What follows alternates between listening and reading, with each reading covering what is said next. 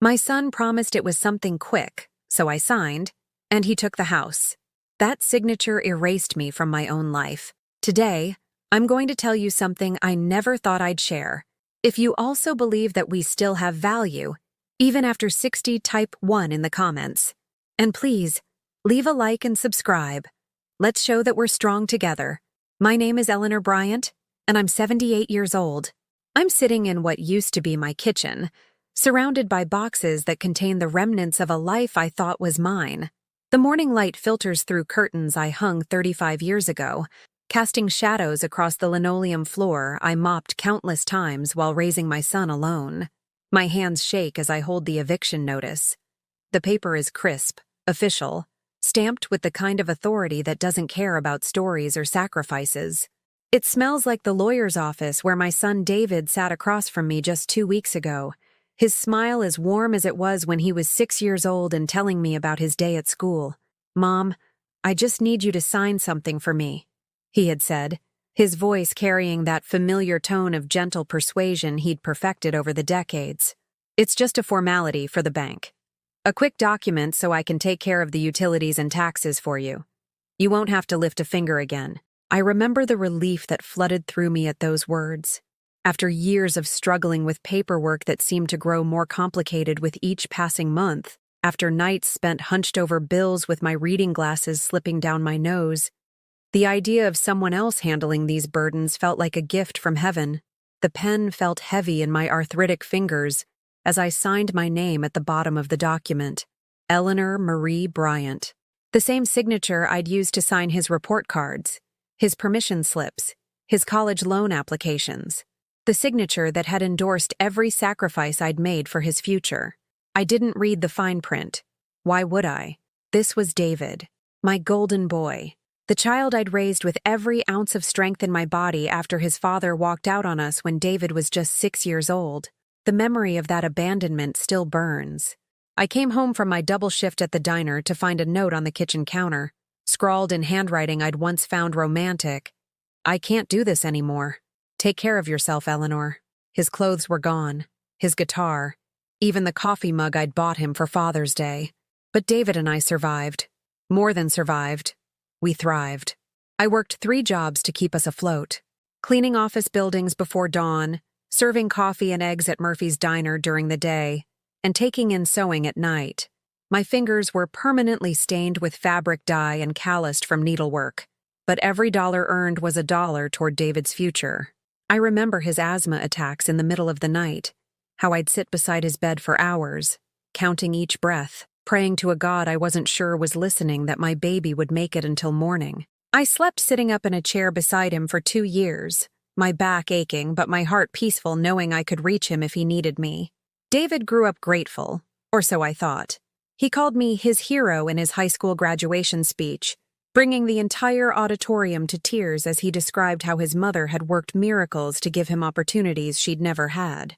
I wore my best dress that day, a navy blue one I'd bought on sale and altered myself, and felt prouder than I'd ever felt in my life. He went to college on scholarships I'd helped him apply for, worked part-time jobs I'd helped him find, met his wife Sarah at a university I'd helped him afford.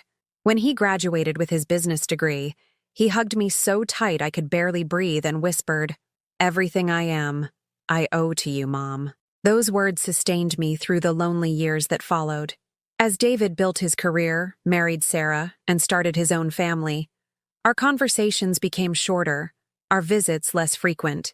But I understood. He was busy building the life I'd dreamed of for him. He was living proof that all my sacrifices had been worthwhile. When my health started failing and the bills became harder to manage, David would occasionally help out. A check here, a payment there, always accompanied by gentle lectures about my spending habits or suggestions that I consider moving somewhere more manageable. But he was helping, and that's what mattered. On my 75th birthday, he surprised me with a visit. Sarah was there, looking elegant in a way I'd never managed, and the grandchildren, Emma, 12, and Michael, 9, seemed taller every time I saw them. David carried a bouquet of daisies, my favorite flowers, and his smile was radiant. "Mom, I want to help you now," he said, setting the flowers in my best vase. "You've done enough. You shouldn't have to worry about bills or papers anymore. Let me take care of you the way you took care of me. I cried. Of course I cried. Those words were everything I'd ever hoped to hear. Validation that my years of sacrifice had created not just a successful man, but a loving son who wanted to return the care I'd given him. The document he presented looked official and complicated, filled with legal language that might as well have been written in a foreign language. It's just so I can handle your finances more efficiently, he explained, pointing to the signature line. This way, when bills come in or when tax season arrives, I can take care of everything without having to bother you for signatures every time. It made perfect sense. I was tired of struggling with paperwork that seemed designed to confuse people my age.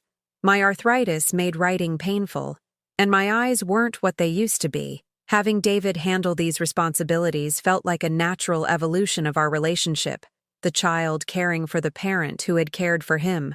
I signed without hesitation, trusting in the love I thought we shared. 2 weeks later, David returned. This time, he wasn't carrying flowers. This time, David arrived with a clipboard and a voice I didn't recognize. Cold, businesslike. The warmth that had always lived in his eyes when he looked at me was gone, replaced by something that made my stomach turn.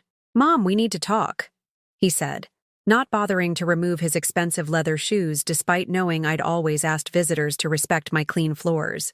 He stood in my living room like a stranger surveying property, his gaze calculating rather than loving. "I've made some decisions about the house," he continued, clicking his pen with mechanical precision. "We're putting it on the market. The real estate agent thinks we can get a good price, especially with the renovations you've done over the years." The words hit me like physical blows. "We?" I whispered, my voice barely audible over the sudden ringing in my ears. "David, this is my home. I don't understand." He sighed with the exaggerated patience of someone explaining something obvious to a child. "Mom, you signed the deed over to me, remember? 2 weeks ago? It's in my name now. Legally, this is my property." He consulted his clipboard with the efficiency of a man conducting business. "I've already spoken with a moving company. They can pack your things next Tuesday."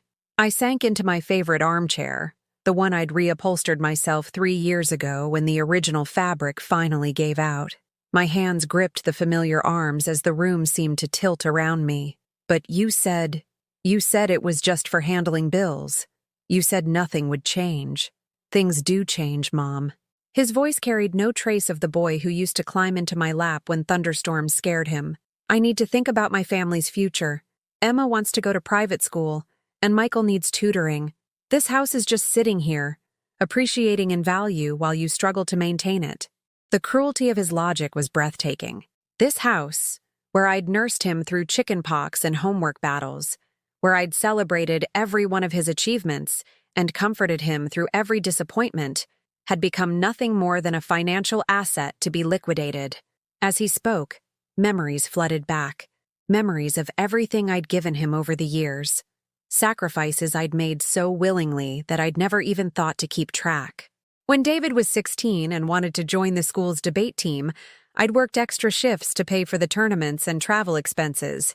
I remember delivering sandwiches at 2 a.m. to office buildings downtown, my feet aching in shoes that were falling apart, just so he could have the opportunities other kids took for granted. When he crashed my car during his senior year, my only car, the old Honda that got me to all 3 of my jobs, I took out a loan I couldn't afford to replace it. For 6 months, I walked 3 miles to work in rain and snow because the bus routes didn't reach the office complex where I cleaned at night. My supervisor at the diner almost fired me for being late so often, but I never told David why I was struggling. He was already feeling guilty about the accident. College was when the real sacrifices began. Even with his scholarships, there were expenses. Books, lab fees, housing deposits, meal plans.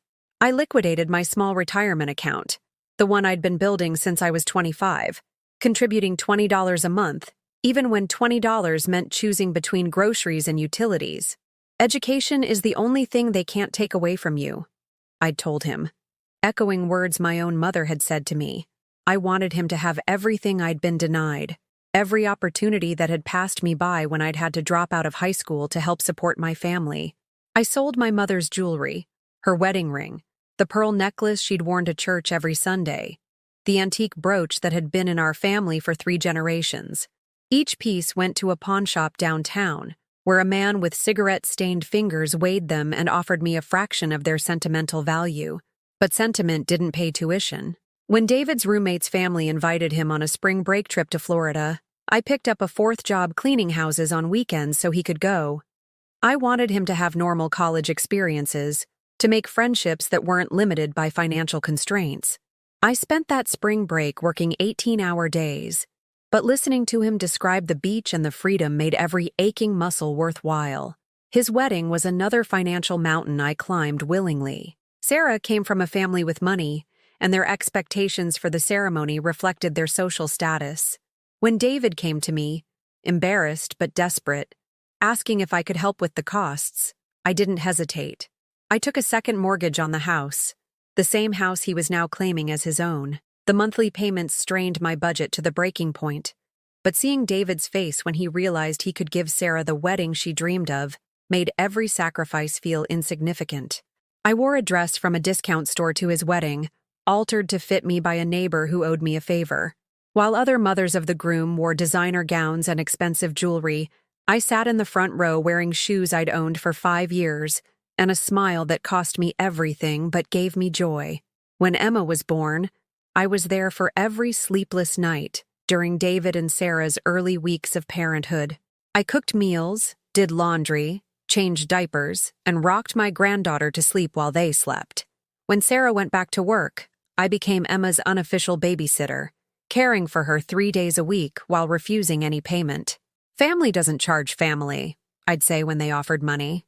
Instead, I treasured those days with Emma, teaching her to bake cookies and telling her stories about her father's childhood. She was the light of my life, a chance to experience the pure joy of loving a child without the financial stress that had colored David's upbringing. When Michael arrived 2 years later, the pattern repeated. More sleepless nights, more unpaid childcare, more opportunities to pour my love into the next generation. I bought cribs and high chairs, toys and clothes, always insisting that grandmothers were supposed to spoil their grandchildren. As the children grew, I remained their constant support system. When Sarah worked late, I picked them up from school. When they needed help with homework, I was there with patient explanations and encouraging words. When they wanted to participate in expensive activities, piano lessons, soccer teams, art classes, I found ways to contribute financially, dipping into savings I couldn't afford to touch. 3 years ago, when David's business hit a rough patch, he came to me with tears in his eyes and desperation in his voice. His company was struggling, and he was in danger of losing everything he'd worked to build. The banks wouldn't extend his credit, and his investors were backing out. "I don't know what else to do, Mom," he'd said, sitting at my kitchen table with his head in his hands. "If I can't find $20,000 by the end of the month, I'll have to declare bankruptcy. Everything will be gone." $20,000. More money than I'd ever had at one time in my entire life. But looking at my son's despair, I knew I had to find a way. I refinanced the house again, taking out every penny of equity I'd built over 30 years of mortgage payments. The new loan came with a higher interest rate and payments that consumed nearly half my monthly income, but David's business was saved. He promised to pay me back within a year. "As soon as things stabilize, Mom, I'll make this right. You'll never have to worry about money again." The year came and went. When I gently mentioned the loan, David would nod sympathetically and explain about cash flow problems and unexpected expenses. "Soon, Mom. I promise. Just as soon as this next contract comes through." Meanwhile, I was eating canned soup for dinner most nights and wearing coats with holes in them through Chicago winters. My heating bills went unpaid until the utility company threatened disconnection. I developed a persistent cough that I couldn't afford to have checked by a doctor, but I never complained. Family meant sacrifice, and love meant putting others' needs before your own. That's what my mother had taught me, and that's what I'd tried to teach David. Now, standing in my living room with his clipboard and cold eyes, I was beginning to understand that perhaps I'd taught him too well. I'd shown him that mothers were inexhaustible resources, that my love came without conditions or limits. Was I used? The question formed in my mind like a cancer, growing stronger with each memory of generosity met with expectation rather than gratitude. "You have 2 weeks to pack," David said, checking his watch as if this conversation was just another appointment in his busy schedule. "The new owners take possession on the 1st of next month." As he walked toward the door, I found my voice. "David, where am I supposed to go?" He paused without turning around. "There's a nice senior facility about 10 miles from here, clean, affordable. You'll make friends." The door closed behind him with a soft click, leaving me alone with the magnitude of my betrayal. 42 years of unconditional love had led to this moment. My own son evicting me from the home I'd sacrificed everything to keep. The silence that followed David's departure was deafening. I sat in my armchair, staring at the front door he'd closed so casually, as if he'd just delivered the weather forecast instead of shattering my entire world. The house around me felt different now. Not like home, but like a museum of my own foolishness. My hands trembled as I reached for the phone. Emma. My granddaughter would understand. She'd always been such a sweet child, running to me with scraped knees and broken toys, trusting that Grandma could fix anything. Surely she didn't know what her father was planning. The phone rang 4 times before Emma's voice answered, but it was distant, distracted. I could hear music playing in the background, the kind of loud, aggressive sound that teenagers use to drown out the world. "Hi, Grandma," she said, and something in her tone made my stomach clench. There was no warmth, no excitement, just obligation. "Emma, sweetheart, I need to talk to you about something important," I began, my voice catching. "Your father came by today, and there's been some kind of misunderstanding about the house." "Oh, that," Emma interrupted, and I could hear her moving around, probably multitasking while talking to me. "Yeah, Dad told us. He said you're moving to one of those senior places. Honestly, Grandma, it's probably for the best. This house is way too big for you anyway." The casual cruelty of her words hit me like a physical blow. This was the same child I'd rocked to sleep countless nights. The little girl who used to beg me to read just one more story. Who'd cried when I couldn't attend her school play because I was working. "Emma, this is my home," I whispered. "I've lived here for 35 years. Your father grew up in this house. But you can't really take care of it anymore, can you?" she continued, her voice taking on the same businesslike tone David had used. "Dad says the property taxes alone are eating up your Social Security. And the maintenance. Grandma, you're almost 80. When's the last time you could actually afford to fix something when it broke?" Each word was like a needle finding its mark. When had my granddaughter learned to speak to me with such dismissive efficiency? When had my struggle to maintain my home become evidence of my incompetence rather than proof of my determination? "The senior place has activities," Emma continued, and I could hear her phone beeping with notifications she was clearly more interested in than our conversation. "You'll have people your own age to talk to, and Dad says they serve 3 meals a day, so you won't have to worry about cooking." "I like cooking," I said weakly, but she wasn't listening. "I gotta go, Grandma. I'm meeting friends at the mall, but don't worry about anything, okay? Dad's got it all figured out." The line went dead, leaving me holding the phone like a lifeline that had just been cut. I tried calling Michael next, but his phone went straight to voicemail. His recorded message was brief and impersonal. "Leave a message. I'll call you back maybe." The maybe felt deliberate, a small cruelty from a 15-year-old who'd learned that Grandma's calls weren't priorities. Sarah was my last hope. Surely a mother would understand what it meant to lose everything you'd worked for. Surely another woman would recognize the violence of being erased from your own life. When she answered, her voice was strained, rushed. "Eleanor, hi. I'm actually in the middle of something. Can this wait? Sarah, please, I need to understand what's happening. David says he's selling my house, but this has to be some kind of mistake." "Oh, honey." Sarah's voice shifted into the patronizing tone people used with children and confused elderly people. "I know this is hard, but David and I have talked about this for months. You're just not managing well on your own anymore. Last month you forgot to pay your electric bill, remember? And when we came for Emma's birthday, you served us milk that had gone sour." The accusations hit me like slaps. Yes, I'd been late with the electric bill, because David's loan payments left me choosing between utilities and groceries.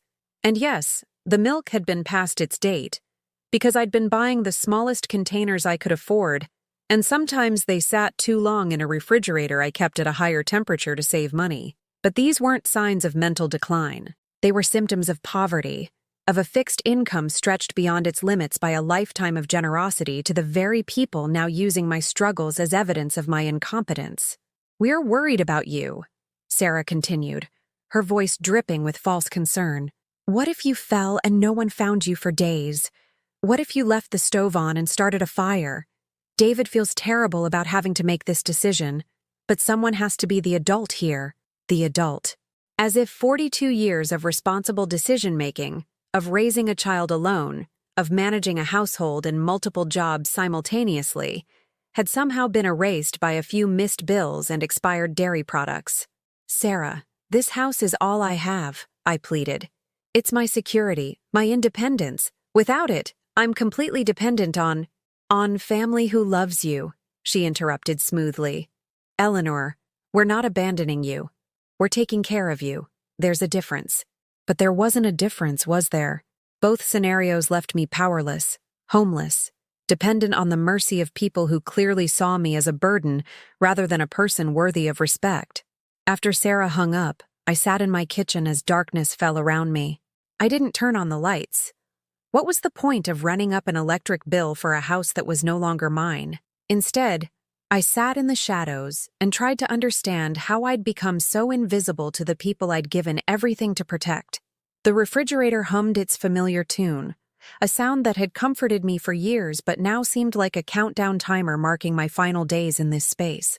Tomorrow, David would probably return with real estate agents and contractors, measuring rooms and calculating profits while I sat in the corner like a piece of furniture waiting to be disposed of. I thought about my mother, dead now for 15 years, and wondered if she would have made the same choices I had. Would she have sacrificed her security for ungrateful children? Would she have signed away her independence with a trusting signature? My mother had been tougher than me, less giving. "Eleanor," she used to say, "love doesn't mean martyrdom. Don't love people so much that you disappear." But I had disappeared, hadn't I? Slowly, sacrifice by sacrifice, until there was nothing left of me but a convenient source of emergency funding and free childcare. I'd been so focused on being needed that I'd forgotten to make myself valued. The phone rang again, startling me from my dark thoughts. For a moment, hope fluttered in my chest. Maybe Emma had thought better of our conversation. Maybe she'd realized how cruel she'd been. But it was David's voice, tired and irritated. "Mom, I forgot to mention. The moving company will be there Thursday morning to pack your things. Make sure you're ready. And please try not to make this harder than it has to be." "David?" I said, finding strength I didn't know I still possessed. "We need to talk about this properly, face to face. With all the papers. I want to understand exactly what I signed." He sighed heavily, as if I were a problem he was tired of solving. "Mom, we've been through this. You signed the deed over. It's done. Legal. Final. The sooner you accept that, the easier this will be for everyone. For everyone except me," I said quietly. "You're being dramatic," he replied, his voice sharp with impatience. "You'll be fine. Better than fine. You'll be taken care of. No more worries about maintenance or taxes or any of that stuff you can't handle anymore." "I never said I couldn't handle it." "You didn't have to say it, Mom. It was obvious. The house was falling apart. Your bills were always late. You were clearly overwhelmed. We're helping you." The gaslighting was so smooth, so practiced, that I almost believed him, almost accepted that my financial struggles were personal failings rather than the natural result of having my resources systematically drained by the very person now condemning me for not managing better. "Where will I go?" I asked, though I dreaded the answer. "Sunset Manor. It's nice, Mom. They have activities, meals provided, medical staff on site. You'll love it." Sunset Manor. I knew the place. A institutional building on the edge of town, where families stored elderly relatives they didn't want to deal with anymore. The residents sat in a common room watching television that was always too loud, eating meals that came from industrial kitchens and tasted like sadness. "I can't afford it," I said. "Your Social Security will cover most of it. and I'll help with the difference." His voice had the tone of someone offering a generous gift rather than cleaning up the financial devastation he'd created. After he hung up, I walked through my house in the darkness, touching familiar surfaces, saying goodbye to rooms that held decades of memories. In David's old bedroom, I could still see the growth marks I'd penciled on the doorframe, tracking his height from age 7 to 18. In the living room, the carpet still showed slight indentations from the Christmas tree we'd put up every year, even when money was so tight that his presents came from secondhand stores. This house wasn't just my shelter. It was the physical manifestation of every sacrifice I'd made, every dream I'd deferred, every dollar I'd saved instead of spent on myself. And David was going to sell it to fund his children's private school tuition and tutoring sessions, converting my life's work into his family's convenience. I made myself a cup of tea with shaking hands and sat at my kitchen table, surrounded by the evidence of a life about to be erased. Tomorrow, I would start making phone calls. Tomorrow, I would begin the process of fighting back. But tonight, I allowed myself to grieve for the daughter-in-law who saw me as a burden, the grandchildren who viewed me as dispensable, and the son who had learned to weaponize my love against me. Tonight, I mourned the death of my faith in family and tried to find the courage to be born again as someone who finally understood the difference between love and exploitation. Thursday morning arrived like an execution date. I woke before dawn, my body refusing to rest in a bed that apparently no longer belonged to me. The moving truck was scheduled to arrive at 9, but at 7:30, David appeared at my door with coffee and what he probably thought was a conciliatory smile. "Morning, Mom. I brought you coffee from that place you like downtown." He held out a paper cup with the logo of a cafe I'd mentioned enjoying once, months ago. The gesture would have been thoughtful if it wasn't so obviously calculated. A small kindness designed to make the theft of my home seem reasonable. "I don't want your coffee, David," I said, surprising both of us with the steadiness of my voice. I'd spent the night in my rocking chair thinking, planning, and finding a core of strength I'd forgotten I possessed. His smile faltered slightly. "Mom, please don't make this harder than it needs to be. The movers will be here soon, and I want to see the document I signed." "What?" "The paper you had me sign 2 weeks ago. I want to read it, every word." David's expression shifted, and for a moment I saw something flicker across his face. Not guilt exactly, but the wariness of someone who'd hoped to avoid an uncomfortable conversation. "Mom, we've been through this. It's just a standard property transfer. Nothing you need to worry about. If it's nothing to worry about, then you won't mind showing it to me." He set the coffee on my kitchen counter and pulled out his phone, pretending to check messages while he formulated his response. "I don't have it with me. It's at the lawyer's office. Look, the important thing is that everything's handled now. You don't have to stress about property taxes or maintenance or—" "I want to see my lawyer." The words hung in the air between us, and I watched David's face transform. The mask of patient concern slipped, revealing something colder underneath. "Your lawyer? Mom, you don't have a lawyer, and frankly, you can't afford one. Then I'll find one I can afford. With what money?" His voice was sharp now, the pretense of gentleness abandoned. "Mom, you have less than $300 in your checking account. You're behind on your utilities.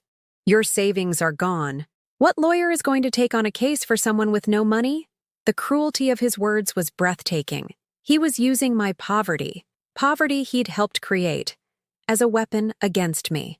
Every loan I'd given him, every sacrifice I'd made, had been carefully calculated to leave me too broke to fight back when he decided to take everything. "I'll find a way," I said quietly. David laughed, but there was no humor in the sound. "Mom, please, be realistic. You signed the deed over willingly. You gave me permission to handle your affairs. There's nothing a lawyer can do about decisions you made yourself. I was told it was for bill management. That's what you chose to understand." The document was clear. His words hit me like a slap. He was gaslighting me, making me doubt my own memory, my own intelligence. This was the boy I'd raised to be honest, to be kind, to protect people who were vulnerable. Where had that child gone? The doorbell rang, and David's relief was palpable. "That'll be the movers. Mom, please make this easy on everyone. Your stuff will be in storage until you're settled at Sunset Manor. But I didn't move toward the door. Instead, I walked to my bedroom and retrieved something I'd hidden under my mattress the night before. A small metal box that contained every important document I'd kept over the years: birth certificates, insurance papers, tax returns, and most importantly, my original deed to the house. When I returned to the living room, David was letting in 3 men in matching t-shirts who immediately began assessing my furniture with professional efficiency. They moved through my space like an occupying army, discussing my possessions in terms of box requirements and truck space. "David," I said, my voice cutting through their chatter, "I need you to see something." I opened the metal box and pulled out the deed, its edges yellowed with age, but its words still clear. "This document says that Eleanor Marie Bryant is the sole owner of this property. It's notarized and filed with the county. So please explain to me how you can sell a house that legally belongs to me." The movers stopped their assessment, sensing tension they didn't want to be part of. David's face flushed red as he realized I'd kept the original paperwork, something he'd clearly hoped I'd forgotten or lost. "Mom, that's the old deed. You signed a new one, remember? The property is in my name now. Then show me that document, right now." We stared at each other across my living room, and I saw him calculating his options. He could continue lying, but I wasn't backing down. He could try to intimidate me, but something in my posture must have told him that approach wouldn't work either. "Fine," he said finally, pulling out his phone. "I'll call my lawyer and have him explain this to you. But Mom, you're embarrassing yourself. These men are here to do a job and you're making everyone uncomfortable." "I'm making everyone uncomfortable?" The words came out louder than I'd intended, and I felt decades of suppressed anger rushing to the surface. "I'm 78 years old, David. I raised you alone. I worked 3 jobs to put you through college. I've given you every dollar I could spare for 20 years. And now you're stealing my house and telling me I'm making people uncomfortable?" The movers exchanged glances and started backing toward the door. "Maybe we should come back later," one of them said quietly. "You should come back never," I told them, my voice steady and clear. "This house is not being sold. These belongings are not being moved. There's been a misunderstanding." David's face was now completely red, veins visible in his temples. "Mom, stop this. You're confused. You're not thinking clearly. I'm thinking more clearly than I have in years." That's when Sarah arrived, probably summoned by a frantic text from David. She swept into my house like she owned it, her designer handbag slung over her shoulder, and her expression set in lines of practiced patience. "Eleanor, what's all this drama about?" she asked, her voice carrying the particular kind of condescension reserved for difficult elderly relatives. "The movers called David saying you're refusing to cooperate." "I'm refusing to be robbed," I said simply. Sarah's laugh was brittle, artificial. "Oh, honey, nobody's robbing you. We're helping you transition to a safer living situation." David explained all this. David explained a lot of things. Most of them were lies. The word hung in the air between us, and I watched Sarah's mask of concern slip slightly. She looked at David with something approaching alarm, clearly realizing that their plan wasn't proceeding as smoothly as they'd expected. "Eleanor, you're being dramatic," Sarah said, but her voice was less confident now. "David has your best interests at heart. We all do. If you had my best interests at heart, you wouldn't be trying to make me homeless." That's when Emma and Michael arrived, probably summoned for backup. They stood in my doorway looking uncomfortable, like teenagers forced to attend a boring adult event. But I saw something else in their faces. Excitement, anticipation. They were here for the show. "Grandma, what's going on?" Emma asked, but her tone suggested she already knew and was enjoying the drama. "Your father is trying to steal my house," I said simply. Michael rolled his eyes. "Grandma, you're being dramatic. Dad's just helping you move somewhere better." "Better for whom?" "For everyone," Emma said with the casual cruelty of someone who'd never had to fight for anything in her life. "Grandma, you can't take care of this place anymore. It's too big, too expensive. Dad's doing you a favor." I looked at my grandchildren, these young people I'd sacrificed so much to spoil and support, and saw David reflected in their faces. The same dismissive attitude, the same casual disregard for my feelings, the same certainty that they knew what was best for me. A favor. I repeated quietly. Taking away the only security I have left is a favor. Security? Sarah laughed. Eleanor, you can barely afford to heat this place. Last winter you were wearing coats inside because you couldn't pay the gas bill. More ammunition drawn from my financial struggles. More evidence gathered from my poverty to justify my complete dispossession. They'd been watching me struggle, cataloging my difficulties, building a case for my incompetence while doing nothing to actually help. I was cold because I gave David $20,000 to save his business, I said, looking directly at my son. Money I borrowed against this house. Money he promised to pay back within a year. Money that would have kept me warm last winter. David's face went pale. Clearly he hadn't shared the details of our financial arrangement with his family. Sarah looked at him with surprise, and the children shifted uncomfortably. That was a loan, David said quickly. And I've been making payments. You've made one payment, $50, last Christmas. You called it my Christmas present. The silence that followed was profound.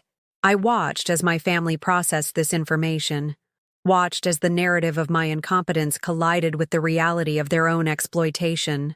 But instead of shame or apology, I saw calculation in their faces. They were regrouping, finding new angles of attack. Well, Sarah said finally, that just proves our point. Eleanor, you made a poor financial decision. You gave away money you couldn't afford to lose. That's exactly why you need someone else managing your affairs. The breathtaking cruelty of this logic, using my generosity as evidence of my incompetence, finally broke something inside me. I walked to my front door and held it open. Get out, I said quietly. Mom, David started. Get out of my house. All of you. Now. Grandma, you're being ridiculous, Emma said, but she was already moving toward the door. I said get out. They filed past me, muttering among themselves, probably planning their next strategy. But as David reached the threshold, I stopped him with a hand on his arm. David, I said, looking into his eyes that had once looked at me with love and trust. I'm going to fight this. I'm going to fight you, and I'm going to win. He stared at me for a long moment, and I saw something flicker across his face that might have been respect or fear. Mom, he said quietly, you can't win. You have no money, no resources, no support. Just let us take care of you. I smiled then, and it was the first genuine smile I'd felt in weeks. Watch me. After my family left, I stood in my empty living room and felt something I hadn't experienced in decades. The profound silence of making my own decisions. For the first time in years, no one was telling me what I needed, what I should want, or what was best for me. The silence was terrifying and liberating in equal measure. I made myself a proper breakfast, eggs and toast, coffee strong enough to wake the dead, and sat at my kitchen table with the morning newspaper spread before me. Not because I particularly cared about the news, but because this was what people did when they weren't being managed by their children. They made choices about how to spend their time. The classified section fell open in front of me, and there, between ads for used cars and apartment rentals, I saw a small notice that made my heart skip. Legal Aid Society, free consultation for seniors, elder law specialists. Call today. My hands shook as I dialed the number. When a kind voice answered with, Legal Aid Society, this is Patricia speaking, I almost hung up. What did I know about lawyers and legal battles? What business did a grocery store clerk have challenging anyone in court? But then I remembered David's face when he'd said, you can't win, and I found my voice. Hello, I said, surprised by how steady I sounded. My name is Eleanor Bryant, and I think my son may have stolen my house. Patricia didn't sound shocked or dismissive. She simply said, I'm sorry to hear that, Mrs. Bryant. That's more common than you might think. Can you come in this afternoon for a consultation? 2 hours later, I sat in a small office downtown, across from a woman named Julia Reyes, who looked to be about 50, with graying hair pulled back in a practical ponytail and eyes that seemed to see everything. She listened to my story without interruption, taking notes in handwriting so neat it could have been printed. When I finished, she was quiet for a long moment, reviewing her notes. Finally, she looked up at me with an expression I couldn't quite read. Mrs. Bryant, What you've described sounds like elder financial abuse. It's a felony in Illinois, punishable by significant jail time and financial penalties. A felony? The word felt foreign in my mouth. But David is my son. I gave him permission to help with my bills. Did you give him permission to transfer ownership of your house to himself? No. He said it was just for managing utilities and taxes. Julia nodded grimly. That's called fraud through misrepresentation. The fact that you're family members doesn't make it legal. In fact, it makes it worse. She leaned forward, her voice gentle but firm. Mrs. Bryant, you've been systematically financially abused by someone who used your trust and your love as weapons against you. Hearing someone else say it made it real in a way that my own thoughts couldn't. I wasn't crazy. I wasn't incompetent. I was a victim of a crime. What can we do? I asked. First, we're going to get copies of everything David had you sign. Then we're going to file an emergency injunction to stop any sale of your property. And then, she smiled with the kind of confidence I'd forgotten existed. Then we're going to get your house back. The next few days passed in a blur of paperwork and phone calls. Julia worked with the intensity of someone who took elder abuse personally, and I began to understand that my case wasn't unique. She told me stories, always careful to protect confidentiality, of other elderly clients who'd been manipulated by family members, convinced to sign documents they didn't understand, systematically isolated from their support systems and stripped of their resources. The average victim loses over $100,000, she explained as we reviewed documents in her office. But the financial loss isn't the worst part. It's the betrayal of trust, the destruction of family relationships, the way it makes people question their own judgment. She was right. The money David had taken was devastating, but the psychological damage was worse. He'd made me doubt my own perceptions, my own competence, my own worth. He'd convinced me that being poor meant being incompetent, that struggling meant failing. On Wednesday, we received copies of the documents David had me sign. Julia spread them across her desk and pointed to the relevant sections with barely controlled anger. Look at this, she said, her finger tracing lines of legal text.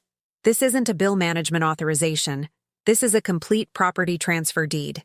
And look here, she pointed to a paragraph in tiny print.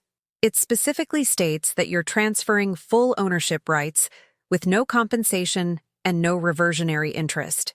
I stared at the papers, remembering how David had pointed to the signature line and said, "Just sign here, Mom." The document was 3 pages long, dense with legal terminology I couldn't possibly have understood without explanation. He never read this to me, I said quietly. He never explained what any of it meant. That's another crime, Julia said grimly. Failure to ensure informed consent from an elderly person before obtaining their signature on a legal document. Mrs. Bryant, your son committed multiple felonies. The question now is whether you want to pursue criminal charges as well as civil remedies. Criminal charges. Against my own son. The idea should have horrified me, but instead I felt a strange sense of relief. David had gambled that my love for him would prevent me from fighting back, that I'd rather be homeless than see him face consequences for his actions. He'd miscalculated. Yes, I said. I want to pursue everything. That afternoon, Julia filed an emergency restraining order preventing David from selling or further encumbering my property. We also filed a civil suit seeking return of the house and all funds he'd obtained through fraudulent means, plus damages for emotional distress. The papers were served to David at his office on Thursday morning. Julia called me an hour later, barely able to contain her laughter. Mrs. Bryant, your son's attorney just called me. Apparently David is shocked and hurt by your vindictive legal action. He wants to know if we'd be interested in mediation to resolve this misunderstanding. Misunderstanding? I felt my blood pressure rising. He stole my house and now he's calling it a misunderstanding. It gets better. His lawyer says David is deeply concerned about your mental state and thinks you're being manipulated by unscrupulous legal counsel who are taking advantage of your confusion. I was quiet for a moment, processing this latest attempt to gaslight me. Then I started laughing. Actually laughing, for the first time in months. Julia, I said, please tell David's lawyer that my mental state is perfectly clear. Clear enough to remember every lie he told me, every promise he broke, and every dollar he stole, and tell him that the only person who's been manipulated here is me, by my own son. That evening, my phone rang constantly. David called 17 times, leaving increasingly desperate voicemails. Sarah called 12 times, her messages evolving from concern to anger to threats. Even Emma called, crying and begging me to stop this madness before I destroyed the family. I didn't answer any of the calls.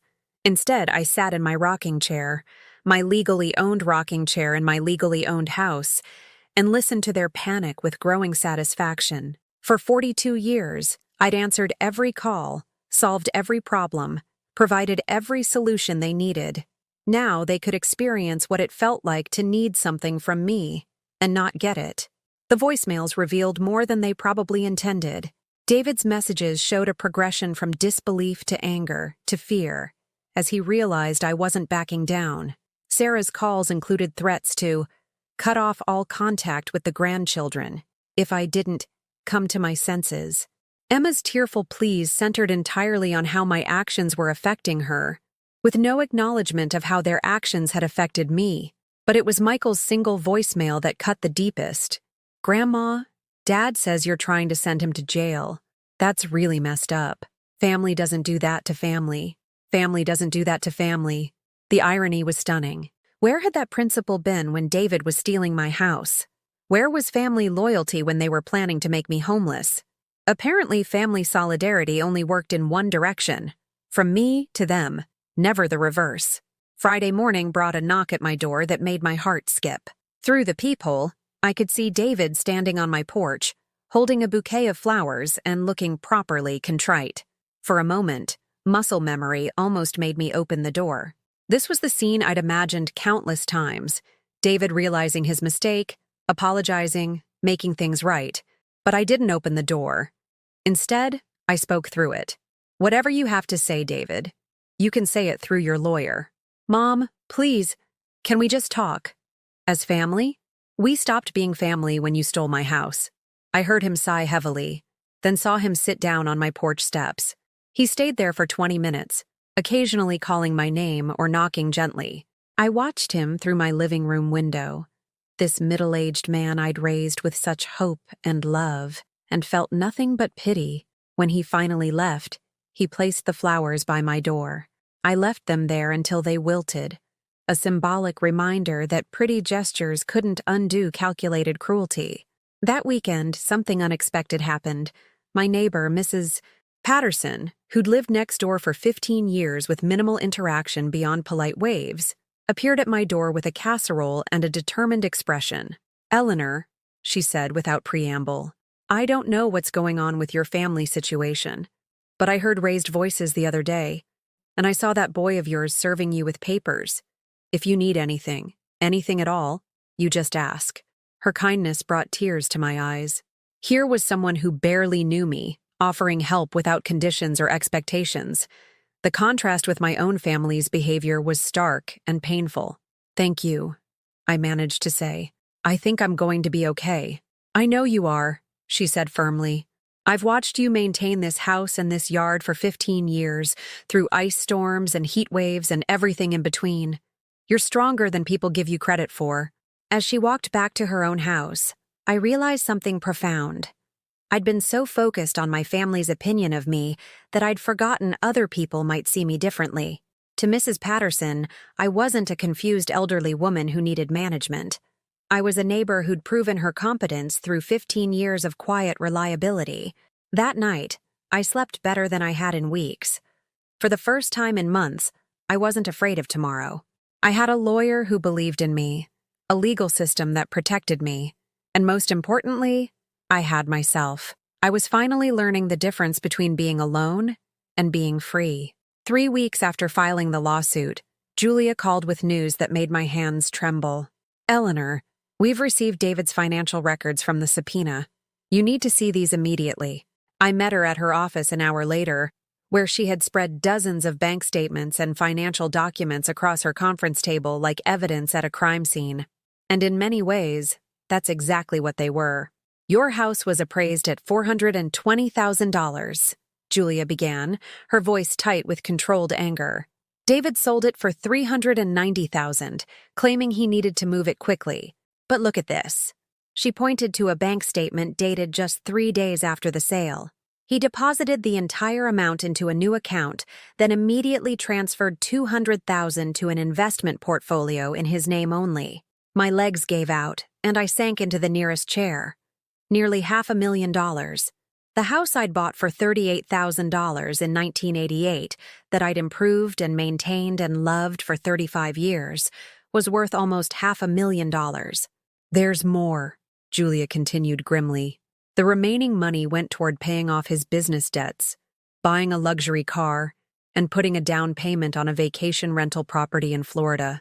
Mrs. Bryant, your son didn't just steal your house. He liquidated your entire life savings and used it to fund a lifestyle upgrade. The papers swam before my eyes as Julia showed me bank transfers, investment statements, and purchase receipts that told the story of my destruction in cold financial terms. While I'd been struggling to pay my heating bill, David had been buying a BMW. While I'd been eating canned soup for dinner, he'd been closing on beachfront property. But the most damning evidence is this, Julia said, sliding a printout across the table. Text messages between David and Sarah, sent the day after you signed the deed transfer. I read them with growing horror. David, it's done. She signed everything. No problems. Sarah, did she read it? David, of course not. I told her it was for bill management. She trusts me completely. Sarah, good. How long before we can list it? David, real estate agent thinks 2 weeks. Market's hot right now. Sarah, perfect. Emma's private school deposit is due next month. The casual cruelty was breathtaking. They'd planned this, discussed it, celebrated it. My trust wasn't naivety they'd taken advantage of. It was a weakness they'd deliberately exploited. But the text that broke my heart came next. Sarah, what about Eleanor? Where will she go? David, not our problem anymore. She should have planned better for retirement. Not their problem.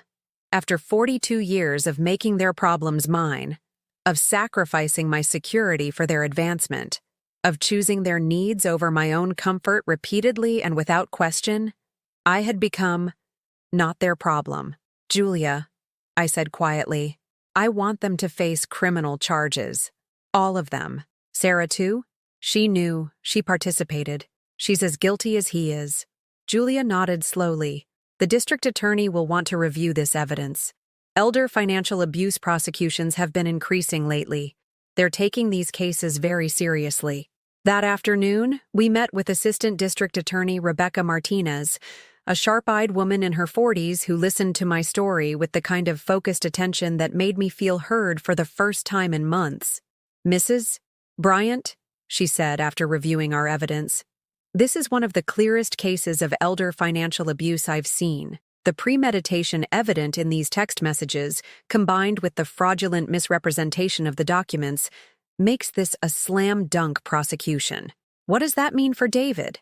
If convicted on all charges, elder financial abuse, fraud, conspiracy, he's looking at 5 to 7 years in prison, plus full financial restitution and punitive damages. 5 to 7 years. My son, the little boy I'd rocked through fevers and celebrated through achievements, could spend years in prison because of what he'd done to me. The thought should have devastated me, but instead I felt a strange sense of relief. Actions had consequences. Even for beloved sons who'd learned to weaponize their mother's love. The criminal charges were filed on a Tuesday morning. Julia called me at noon with barely contained excitement in her voice. Eleanor, you should see the courthouse. David just walked out in handcuffs. The media was there. Apparently, elder abuse cases are getting a lot of attention lately. Channel 7 wants to interview you. No interviews, I said immediately. This wasn't about publicity or revenge. This was about justice and setting a precedent that elderly people couldn't be robbed by their own children without consequences. But word spread quickly through my neighborhood. Mrs.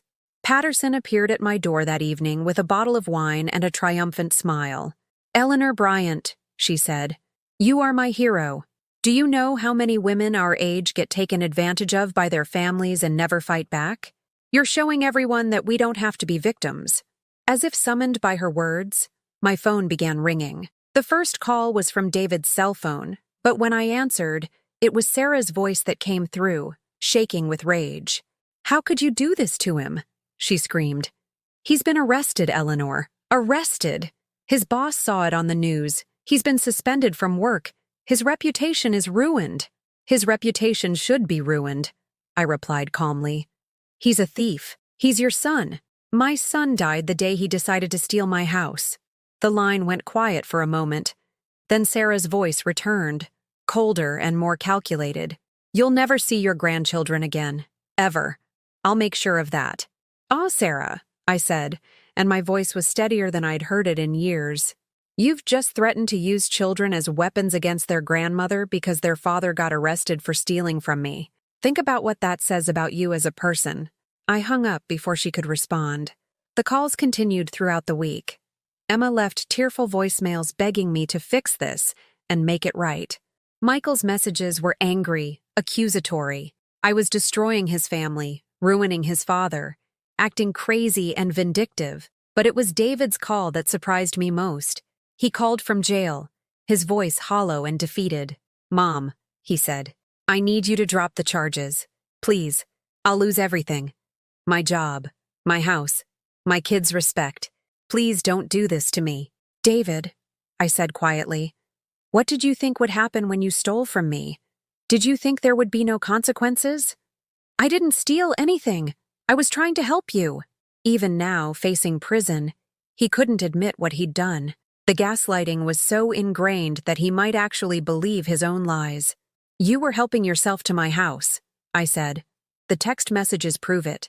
Those texts were taken out of context." "Context?" I felt my voice rising. "What context makes it okay to call your elderly mother not our problem anymore?" Silence. "I raised you better than this, David. I taught you right from wrong. I sacrificed everything so you could have opportunities I never had. And you repaid me by stealing my home and planning to make me homeless." "I wasn't going to make you homeless. There was the senior facility that you expected me to pay for with money I didn't have because you'd stolen everything I owned." More silence. "Mom," he said finally, his voice breaking, "I'm sorry. I made a mistake. But please don't send me to prison. Please." For a moment, I wavered. This was my child, begging for mercy. Every maternal instinct I possessed screamed at me to protect him, to forgive him, to make this all go away. But then I remembered Mrs. Patterson's words. "You're showing everyone that we don't have to be victims." "David," I said, "I love you. I will always love you. But love doesn't mean enabling. Love doesn't mean allowing yourself to be destroyed by someone else's choices. You made decisions that hurt me deeply, and now you have to face the consequences of those decisions. So you're going to let them send me to prison? I'm going to let justice take its course." I hung up and turned off my phone. That weekend brought an unexpected visitor. Emma appeared at my door on Saturday morning, looking smaller and younger than her 16 years. Her usual confidence was gone, replaced by something that looked almost like vulnerability. "Grandma," she said quietly, "can we talk?" I let her in and made tea while she sat at my kitchen table, fidgeting with her phone and avoiding eye contact. Finally, she spoke. "Mom says you're trying to destroy our family. I'm trying to get my house back. But Dad could go to prison." "Yes. Doesn't that matter to you?" I looked at my granddaughter, this young woman I'd helped raise, whose homework I'd supervised, whose school events I'd attended when her parents were too busy. "Emma, let me ask you something. If someone stole your car, would you press charges?" "That's different." "How?" "It's just different. Dad's family. So family members should be allowed to steal from each other without consequences?" She was quiet for a long moment, and I could see her struggling with concepts she'd never had to consider before. Finally, she looked up at me with tears in her eyes. "Grandma, I didn't know he was going to make you homeless. I thought you wanted to move to that senior place." "Did you ever ask me what I wanted?" "No," she whispered. "Did anyone ask me what I wanted?" "No." We sat in silence while she processed this revelation. Then, unexpectedly, she began to cry. Really cry, not the manipulative tears I'd heard in her voicemails, but the honest grief of someone realizing they'd participated in something horrible. "I'm sorry, Grandma," she sobbed. "I'm so sorry. We were awful to you." I reached across the table and took her hand. "Thank you for saying that, sweetheart. That means more to me than you know. Will you drop the charges, please, for me?" I squeezed her hand gently. "Emma, what your father did was a crime, not just against me, but against the law. If I drop the charges, what message does that send? That it's okay to steal from elderly people as long as you're related to them?" She was quiet for a moment, then nodded slowly. "I understand." As she left, she hugged me tighter than she had in years. "I love you, Grandma," she whispered, "and I'm proud of you for fighting back." That night I sat in my rocking chair, in my house, on my property, and felt something I hadn't experienced in decades: the profound satisfaction of standing up for myself. Tomorrow would bring more legal battles, more family drama, more difficult decisions. But tonight, I was exactly where I belonged, protected by laws that recognized my worth and surrounded by the possessions I'd earned through a lifetime of honest work. For the first time in years, I wasn't afraid of tomorrow. 6 months after filing the lawsuit, I stood in my kitchen making coffee and realized something extraordinary. I was humming, not the absent-minded tune of someone filling silence, but the genuine melody of contentment. When had I last felt light enough to hum? The legal proceedings had concluded 3 weeks earlier. David pled guilty to all charges in exchange for a reduced sentence: 18 months in prison, 5 years probation, and full restitution of $420,000 plus damages. The house was officially mine again, though it had never legally stopped being mine. More importantly, the court had validated what I'd begun to understand. I wasn't crazy, confused, or incompetent. I was a victim who'd found the courage to fight back. But the most profound change wasn't legal. It was personal. Somewhere between filing that first restraining order and watching David led away in handcuffs, I'd rediscovered a person I'd forgotten existed. Eleanor Bryant wasn't just a mother, grandmother, or caregiver. She was a complete human being with her own needs, desires, and dreams. For the first time in decades, I had money in my bank account. Real money. Not the carefully rationed scraps left over after everyone else's needs were met. The restitution payment had been deposited the week before, and I'd stared at the balance on my bank statement like someone seeing a miracle: $420,000. Enough to live comfortably for the rest of my life. Enough to make choices based on what I wanted rather than what I could afford. My first decision surprised even me. I bought a new car. Not a practical, sensible sedan that would last forever with minimal maintenance. A cherry red convertible. At 78 years old, I walked into a dealership and pointed to the most impractical, joyful vehicle on the lot. "Are you sure about this, ma'am?" the young salesman asked, clearly questioning whether an elderly woman should be making such a frivolous purchase. "I'm absolutely certain," I told him, running my fingers along the smooth red paint. "I've been practical my entire life. I think it's time to try something different." Driving home with the top down, my gray hair whipping in the wind, I felt 18 instead of 78. When had I last done something purely for the joy of it? When had I last made a decision based on what made me happy, rather than what made sense? The house itself became my next project. For 35 years, I'd maintained it on a shoestring budget, making do with secondhand furniture and discount store decorations. Now I could afford to create the space I'd always dreamed of. I hired painters to transform the tired beige walls into warm yellows and soft blues. I bought furniture that was comfortable rather than practical. A plush reading chair by the window. A dining table large enough for dinner parties I might actually host. I installed a garden tub in the master bathroom and soaked in it for an hour each evening. Something I'd never allowed myself time for when every moment was devoted to someone else's needs. Mrs. Patterson became my unexpected companion in this transformation. What had started as neighborly concern evolved into genuine friendship as we discovered shared interests that went beyond proximity. "Eleanor," she said one afternoon as we sat in my newly decorated living room, "I have a confession. I've always been jealous of how close you seemed with your family. My daughter calls twice a year, and my son moved to California and acts like I don't exist. I thought you had something I was missing." I thought I did too, I replied, sipping tea from china cups I'd bought simply because they were beautiful. Turns out what I had was an elaborate performance designed to keep everyone comfortable except me. Are you lonely? She asked. Without them, I mean? I considered the question seriously. I thought I would be, but I'm discovering there's a difference between being alone and being lonely. I was surrounded by family but felt invisible. Now I'm alone, but I feel present. Does that make sense? She nodded slowly. Perfect sense. I think that's what I've been afraid of, being alone. But watching you these past months, seeing how you've flourished, maybe being alone isn't the worst thing that could happen to someone our age. Maybe the worst thing is spending your final years invisible to the people who are supposed to love you most. That evening, I made a decision that would have been unthinkable 6 months earlier.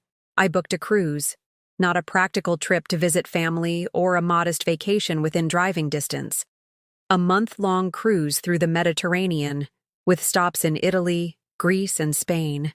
Places I'd dreamed of seeing when I was young but had dismissed as impossibly expensive luxuries. The travel agent, a woman my daughter's age, looked at me with barely concealed concern. Mrs. Bryant, are you sure you want to travel alone? That's quite an ambitious itinerary for someone your age. I'm 78, not 98, I replied with more sharpness than I'd intended. I've been managing my own life successfully for 60 years.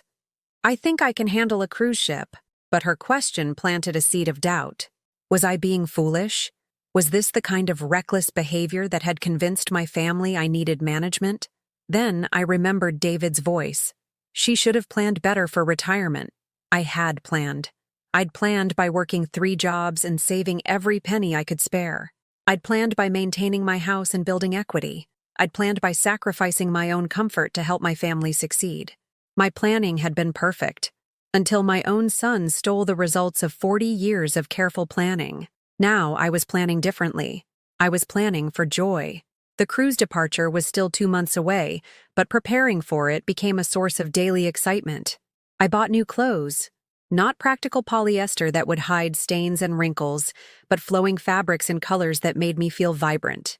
I researched the ports of call, reading about museums and restaurants and historical sites with the enthusiasm of someone discovering that the world was still full of experiences I'd never had. 3 weeks before my departure, Emma called. It was the first contact I'd had with any family member since David's sentencing, and hearing her voice made my heart skip. "Grandma?" she said, and I could hear tears in her voice. "I heard about your trip. Mom thinks you're having some kind of breakdown, but I think you're amazing. Thank you, sweetheart. That means everything to me. Can I ask you something?" "Of course." "Are you happy? Really happy?" The question caught me off guard. When had anyone in my family last asked about my happiness? When had my emotional state mattered to them beyond its impact on their comfort? "Yes," I said, surprised by how easily the word came. "I am happy. Happier than I've been in years." "Good," she said fiercely. "You deserve to be happy. And Grandma, I'm proud of you, for fighting back, for standing up for yourself, for showing me that women don't have to be doormats just because they love people."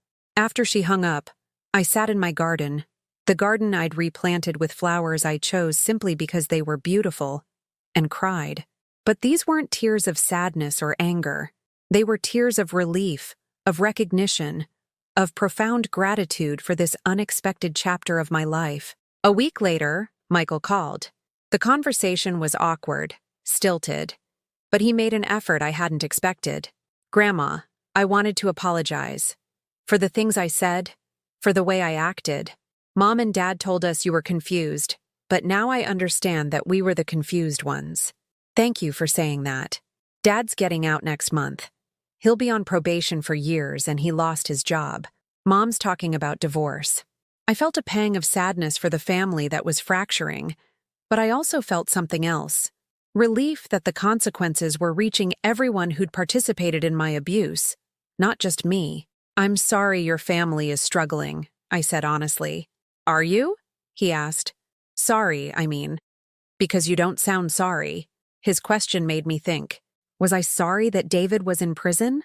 That Sarah was considering divorce? that my actions had shattered the family structure that had sustained them for years. "I'm sorry that it came to this," I said finally. "I'm sorry that love became so conditional in our family that standing up for myself was seen as betrayal. I'm sorry that you children learned that elderly people exist to be used rather than respected. But am I sorry that I fought back? No, Michael. I'm not sorry about that at all." "I get it," he said quietly. "And Grandma? I hope you have an amazing trip." The night before my departure, I stood on my front porch, my own front porch, on my own property, protected by law and paid for with restitution from my own son, and marveled at the journey that had brought me here.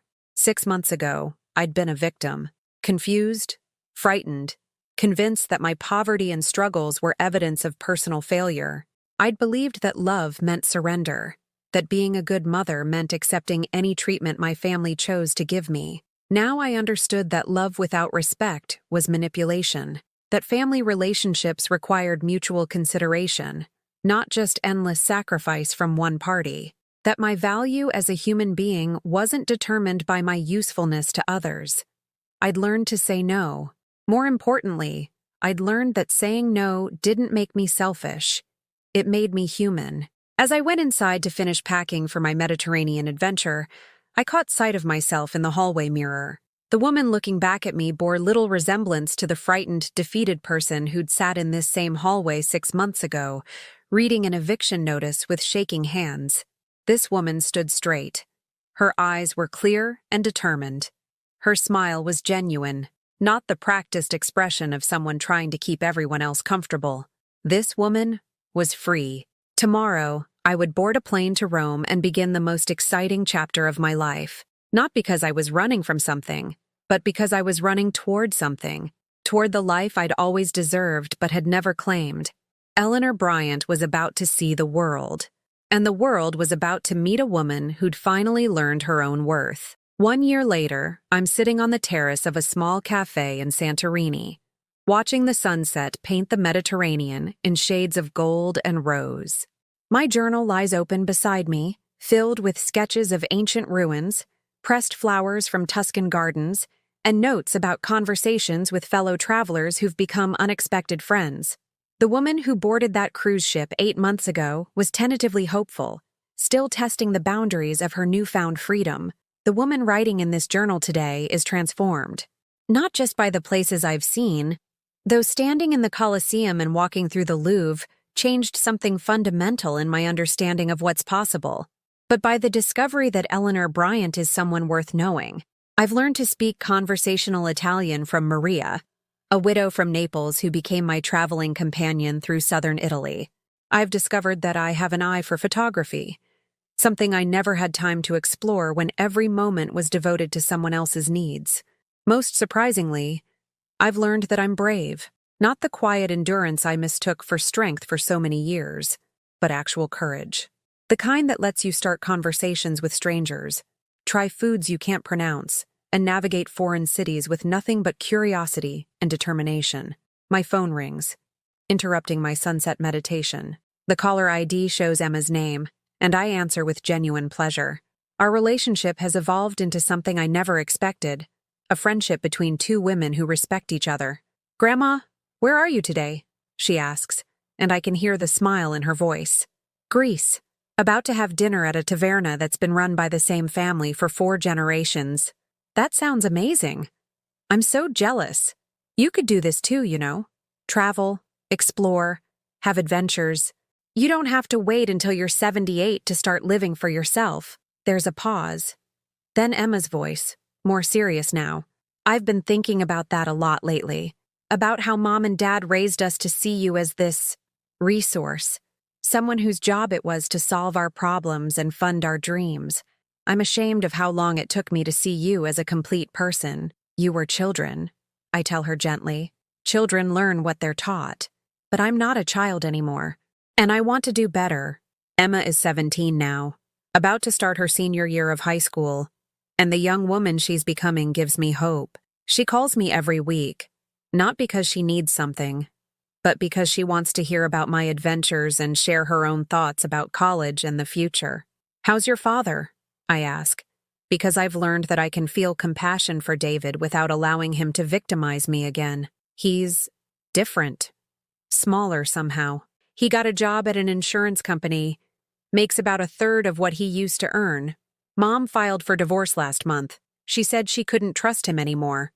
Not just about money, but about everything. I feel a pang of sadness for the family that's imploded, but also recognition that consequences have power to create change. David's actions didn't just hurt me. They revealed character flaws that ultimately destroyed his marriage and damaged his relationship with his children. And Michael? He's doing better than Dad, honestly. He got a part-time job and says he wants to pay his own way through college.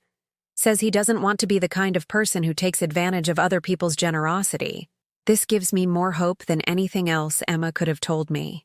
Michael is learning lessons about self-reliance and respect that might have taken him decades to discover without this crisis. Emma, I say, watching the sun sink toward the horizon, I want you to know something. What happened with your father, the lawsuit, the criminal charges, all of it, wasn't about punishment. It was about boundaries. It was about teaching everyone in our family that love doesn't mean the absence of consequences. I understand that now, she says quietly. I just wish we could have learned it without everything falling apart. Sometimes things have to fall apart before they can be rebuilt properly. After we hang up, I order dinner from a menu written entirely in Greek, pointing to dishes whose descriptions I can't read but whose aromas from neighboring tables make my mouth water. The elderly waiter, charmed by my attempts at pronunciation, brings me tastes of several specialties and tells me stories about his grandmother's recipes. This is what I've discovered in my year of freedom. The world is full of people eager to share their stories with someone genuinely interested in hearing them. When you're not constantly managing other people's crises, you have space to notice the extraordinary in ordinary encounters. 6 months ago, David was released from prison. He sent me a letter, the first communication between us since that phone call from jail. It was 3 pages long, handwritten on what looked like legal paper, and every word felt like it had been carefully chosen. He acknowledged what he'd done, not in the careful, lawyer-approved language of plea negotiations, but in honest, painful detail. He admitted that he'd convinced himself I was incompetent to justify stealing from me. He confessed that he'd viewed me as a financial resource rather than a person deserving respect. Most importantly, he apologized without asking for anything in return. I know I destroyed your trust in me, he wrote. I know I hurt you in ways that can't be undone. I'm not asking for forgiveness because I don't deserve it. I'm just asking you to know that I understand what I did, and I understand why you had to fight back. You were protecting yourself from someone who was supposed to protect you. I'm ashamed that person was me. I cried when I read that letter. Not from sadness, but from relief that the son I'd raised was still there, somewhere beneath the greed and entitlement that had consumed him. I wrote back, a brief note telling him that I hoped he would rebuild his life with the integrity I'd tried to teach him as a child. We're not reconciled. We may never be, but there's peace between us now. The kind that comes when truth is finally spoken and accountability is finally accepted. As I finish my dinner and prepare to walk back to my small hotel, I think about the life I'm returning to in Chicago. My house is exactly as I want it. Comfortable, beautiful, and entirely mine. Mrs. Patterson and I have planned a garden party for when I return, with several other women from the neighborhood who've become friends over the past year. I've signed up for art classes at the community college and volunteered to teach financial literacy to other seniors, helping them recognize the warning signs of elder abuse before it destroys their security. Julia and I have become friends, bonded by our shared commitment to protecting vulnerable elderly people from predatory family members. Most importantly, I've learned to fill my days with activities that bring me joy rather than obligations that drain my energy. I read books I choose, watch movies I enjoy, eat foods I like, and spend my time with people who value my company rather than my services. The flight home tomorrow feels like closing one chapter and opening another. Not because my adventures are ending. I've already booked a trip to New Zealand for next spring, but because I'm returning as a completely different person than the one who left. A year ago, I thought my story was ending. I thought being 78 meant accepting whatever treatment my family chose to give me. shrinking myself to fit whatever space they were willing to provide. I thought love meant surrender, and family meant sacrificing your dignity for the sake of keeping everyone comfortable. Now I know better. I know that age doesn't disqualify you from respect, that family relationships should be mutual, and that standing up for yourself isn't selfish. It's necessary. As I walk through the narrow streets of this ancient village, past houses that have sheltered families for centuries, I think about the legacy I want to leave. Not the legacy of a woman who enabled her own abuse for the sake of keeping peace, but the legacy of a woman who found her voice when it mattered most. Tomorrow, I'll board a plane and fly home to the life I've built from the ashes of the life that was stolen from me. I'll tend my garden, host dinner parties, take art classes, and continue exploring the world. I'll maintain relationships with the family members who've learned to treat me with respect, and I'll keep boundaries with those who haven't. But tonight, I'm sitting on a terrace overlooking the Aegean Sea, a 79-year-old woman who's discovered that it's never too late to start living for yourself. The lesson I've learned, the one I hope reaches someone who needs to hear it, is this: love should never require you to disappear. Family should never demand that you erase yourself for their comfort. And it's never too late to remember that your life belongs to you. Have you ever found yourself in a situation where you gave so much of yourself that you almost disappeared?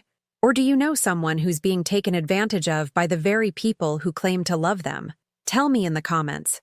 Because sometimes sharing our stories is the first step toward finding our strength. If this message resonated with you, please give this video a like and subscribe to this channel. Together, we can make sure this message reaches someone who needs to hear that they still have value, they still have rights, and they still have the power to fight back. Sometimes the most important lesson we can learn is that we're worth fighting for, even if we have to do the fighting ourselves.